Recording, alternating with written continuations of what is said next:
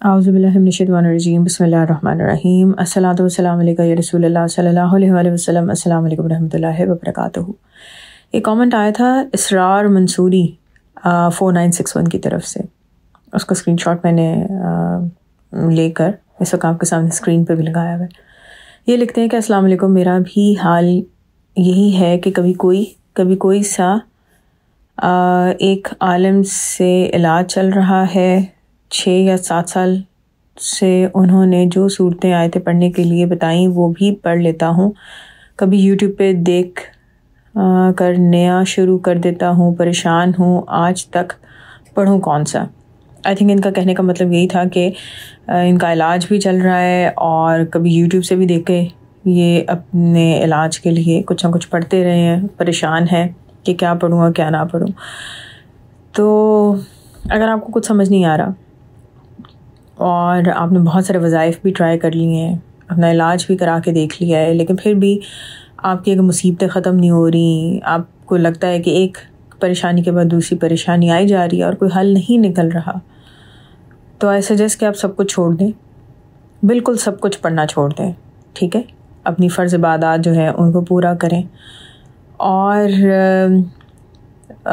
2 چیزیں کثرت سے پڑھنا شروع کر دیں۔ سب سے پہلے استغفر اللہ العظیم، یا جس طرح آپ چاہیں تو کوئی اور استغفار بھی پڑھ سکتے ہیں، لیکن باہر استغفر اللہ سے شروع کریں۔ اس کو کثرت سے پڑھیں، کم از کم دن میں 5000 مرتبہ تو ضرور پڑھنے کی کوشش کریں، زیادہ سے زیادہ پڑھیں۔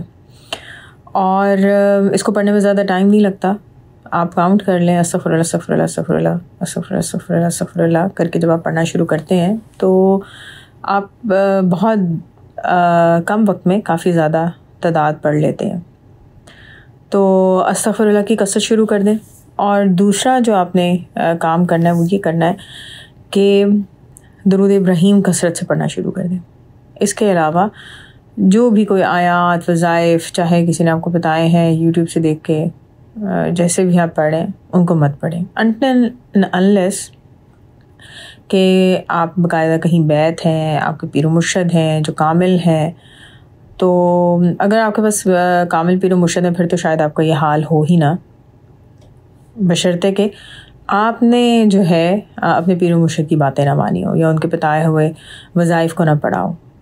بہت سے لوگ ایسے بھی دیکھے گئے ہیں جو ایک جگہ بیت ہوتے ہیں، وہاں کے وظائف پڑھنا شروع کرتے ہیں، پھر کہیں اور جاتے ہیں وہاں بیت ہو جاتے ہیں، وہاں کے وظائف پڑھنا شروع کر دیتے ہیں۔ پہلی والی بیت جو ہوتی ہے وہ وہیں ہوتی ہے، اس کو ختم نہیں کرتے اور نئی بیت کر لیتے ہیں، پھر کسی اور بزرگ کے پاس گئے، کسی اور سلسلے میں ان کو کچھ اور اچھا لگا، اٹریکٹیو لگا، وہاں بیت کر لی۔ تو یہ سلسلہ ایسے نہیں چلتا، یہ طریقہ ہی غلط ہوتا ہے۔ بہرحال یہ ایک اور ہی بحث سٹارٹ ہو جائے گی۔ تو کہنے کا مقصد میرا یہ تھا کہ until unless آپ کے پاس ایک کامل مرشد ہیں، پیر مرشد ہیں، انہوں نے آپ کو اگر کوئی پڑھنے کو کچھ دیا ہے اور وہ آپ پڑھ رہے ہیں تو پھر تو آپ ان حالات میں آنے ہی نہیں چاہیے۔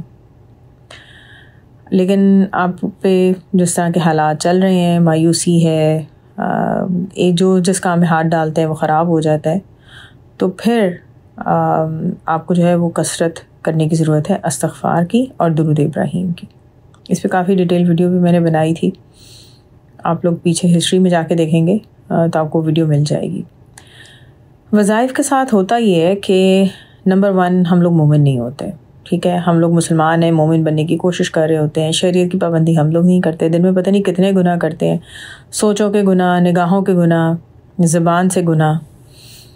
تو وظائف کی پابندی وہی لوگ کر سکتے ہیں، یا وظائف سے آپ یہ سمجھیں کہ وہی لوگ استفادہ حاصل کر سکتے ہیں جن کا ایمان بہت اسٹرانگ ہوتا ہے۔ تو ہم جیسے گناہ گار لوگ جو ہیں، جو نہ شریعت کے پابند، نہ سنت کے پابند، نہ قرآن کو صحیح طرح سمجھنا، نہ اس پہ عمل کرنا، جب ہم لوگ وظائف کبھی ادھر ادھر سے دیکھ کے، خاص طور پہ یوٹیوب پہ ماشاءاللہ وظائف تو ایسے بانٹے جاتے ہیں کہ جیسے کوئی فری کھانا بانٹا جا رہا ہو، تو وہ ہم پڑھنا شروع کر دیتے ہیں۔ ایک وظیفہ پڑھا، اس سے کام نہیں بنا، دعا پوری نہیں ہوئی، دوسرا وظیفہ پکڑ لیا, کوئی وظیفہ بیچ میں چھوڑ دیا, تو اچھی خاصی رجت آ جاتی ہے. رجت کیا ہے؟ اس کو رجت بھی بولتے ہیں. رجت اس کو آپ دیکھ سکتے ہیں, اس ٹاپک پہ آپ کو بہت ساری ویڈیوز مل جائیں گی. ایک ڈاکٹر شافی صاحب ہیں, آئی تھنک ملتان سے تعلق رکھتے ہیں, انہوں نے رجت پہ کافی 3 گھنٹے کا لیکچر بھی ریکارڈ کیا ہے, آپ اس کو بھی سن سکتے ہیں. تو بہرحال ہوتا یہی معاملہ ہے کہ رجت آ جاتی ہے اور ہم لوگ کی اپنی ایمان کی کمزوریاں ہوتی ہیں جو ان دا اینڈ ہمارے لیے خطرناک ثابت ہوتی ہیں. کیونکہ دیکھیں, ہم لوگ چاہتے ہیں کہ جنت میں بھی چلے جائیں اور مرنا بھی نہ پڑے, یعنی کہ تکلیف سے کوئی گزرنے کو تیار نہیں. صبر کا پھل سب کھانا چاہتے ہیں لیکن صبر کرنے کو کوئی تیار نہیں ہے. اللہ تعالیٰ سے سارے انعامات چاہیے, ساری خواہشیں پوری ہمیں چاہیے, لیکن اللہ تعالیٰ کی بات نہیں ماننی, بندگی نہیں کرنی, عبادات نہیں کرنی, فرض ہیں انہیں کو پورا نہیں کرنا. اور بعض کا تو یہ بھی ہوتا ہے کہ فرض کو ہم اگنور کر دیتے ہیں اور نوافل پہ ہم نے وہ زور دیا ہوتا ہے کہ جو بات سرے سے ہی ٹھیک نہیں ہے. جب آپ کی فرض عبادات ہی پوری نہ ہو رہی ہوں, آپ فرائض ہی پورے نہ کر رہے ہوں, تو نفلی عبادات کا پھر کیا کرنا ہے؟ تو بہرحال ان کا یہ سوال تھا. میں سوچا اس ٹاپک پہ, حالانکہ پہلے تو ویڈیو بنا چکی ہوں, لیکن دوبارہ اس کو ایکسپلین کروں کیونکہ یہ سوال یا یہ مسئلہ بار بار سامنے آتا ہے. تو پلیز میری آپ سے گزارش ہے کہ آپ کثرت کریں استغفار کی اور کثرت کریں درود ابراہیم کی. اگر آپ کثرت کریں گے ان دونوں ذکر کی تو آپ کو راہیں دکھائی جائیں گی, آپ کو راستے ملتے جائیں گے, آپ کی زندگی میں ایسے لوگ شامل ہوتے جائیں گے کہ جن سے آپ کو کچھ اچھا ہی سیکھنے کو ملے گا, بس آپ کی رہنمائی ہوتی چلی جائے گی. اچھا, ایک اور بات بھی یہاں پہ ایڈ کروں گی کہ جن لوگوں کو وظائف پڑھنے کا بہت شوق ہوتا ہے, کبھی یہ وظیفہ پکڑا کبھی وہ وظیفہ پکڑا, ان سے تو اکثر جن بھی یعنی جنات جو ہیں وہ بھی بہت سارے وظائف پڑھوا لیتے ہیں. کس طرح؟ خواب میں آئے کسی بزرگ کی شکل میں, آپ نے خواب میں دیکھا کہ ایک بزرگ آئے ہیں, نہ آپ کو نہ نام پتہ ہے ان کا, نہ وہ کچھ بیان کرتے ہیں, اب وہ آپ کو کہتے ہیں بیٹا اب آپ یہ پڑھیں, اب آپ وہ سورہ پڑھیں, اس آیت کو اتنی بار پڑھیں, ایسے پڑھیں, یہ پڑھیں. ہم خواب دیکھتے ہیں, خوش ہو جاتے ہیں کہ واہ بھی مجھے تو خواب میں ایک بزرگ نظر آ گئے. یہ نہیں پتہ کہ کون بزرگ ہے, نہ انہوں نے اپنی کو پہچان کرائی, نہ ہم جانتے ہیں. بس ہمیں تو خواب میں کہا گیا کہ یہ پڑھ لو وہ پڑھ لو, تو بس اب میں تو وہی پڑھ رہا ہوں کیونکہ مجھے خواب میں کہا گیا تھا. تو اس طرح جنات بھی وظائف پڑھنے والوں سے بہت سارے وظیفے کروا لیتے ہیں. اور رجت اور مشکلات کا سامنا کون کرتا ہے؟ وظائف پڑھنے والا, کیونکہ بغیر اجازت کے وظائف پڑھ رہے ہوتے ہیں, کسی کی سرپرستی نہیں ہوتی, کسی کا ہاتھ نہیں ہوتا سر کے اوپر. ایک سوال یہ بھی ذہن میں آتا ہے کہ ہم کلام ہی تو پڑھ رہے ہیں, اللہ تعالیٰ کا کلام ہے, قرآن شریف ہے, تو وہی تو پڑھ رہے ہیں, اسی کا وظیفہ پڑھ رہے ہیں نا, تو پھر کیوں یہ رجت مشکلات اور یہ ساری چیزیں کیوں آتی ہیں؟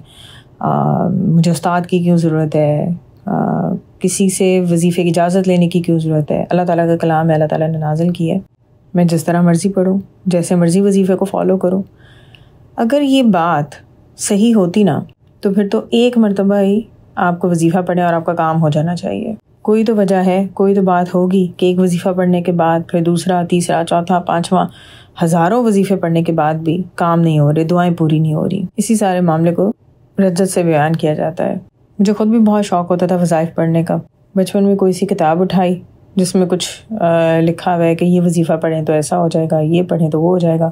اپنے لیے تو شاید میں نے ہارڈلی کوئی وظیفہ پڑھا ہوگا, لیکن کبھی 2 لوگوں کی دوستی کرانے کے لیے کوئی وظیفہ میں پڑھتی تھی. بڑوں کو باتیں کرتے سنا کہ اچھا فلاں رشتہ دار کی نوکری چلی گئی ہے, تو ان کو بتائے بغیر میں ان کے لیے کوئی نہ کوئی وظیفہ ڈھونڈ کے پڑھ رہی ہوتی تھی, اور ایک نہیں کتنے وظیفے پڑھتی تھی. اب جا کے سمجھ آئی ہے کہ اس وقت جو وظائف میں پڑھا کرتی تھی بغیر کسی اجازت کے, بغیر کسی بڑے کو بتائے ہوئے, تو اس وقت مجھے عجیب و غریب قسم کے خواب کیوں آتے تھے, نظر کیا کچھ کیوں آتا تھا, کیوں بغیر وجہ کے بخار چڑھ جاتا تھا, اور بہت سے معاملات کیوں ہوتے تھے. تو میری آپ سب سے التجا ہے, ریکویسٹ ہے کہ پلیز جب تک آپ کو خواب میں یا تو آپ کے پیر و مرشد وظیفہ بتائیں کہ یہ پڑھو, یا آپ کو حضور پاک صلی اللہ علیہ وسلم خواب میں آ کے کوئی وظیفہ پڑھنے کو دیں, تب تک آپ نے کوئی وظیفہ نہیں پڑھنا. کیا پڑھنا ہے؟ درود ابراہیم اور استغفار.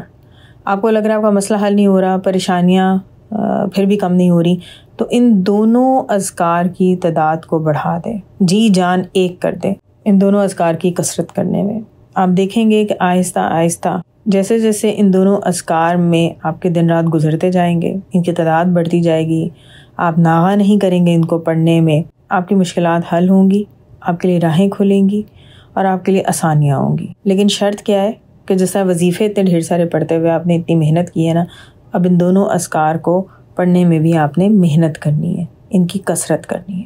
بہرحال اس ٹاپک پر جتنی بھی بات کی جائے، جتنی مرتبہ بھی ریپیٹ کیا جائے وہ کم ہے۔ دعا ہے کہ اللہ تعالی ہم سب کو دنیا اور آخرت دونوں جہاں میں حضور پاک صلی اللہ علیہ وسلم کی محبت، قرب اور دیدار ہر لمحے اور ہر پل میں نصیب کریں، آمین ثم آمین۔ الصلاۃ والسلام علیکہ یا رسول اللہ صلی اللہ علیہ وآلہ وسلم۔ السلام علیکم ورحمۃ اللہ وبرکاتہ۔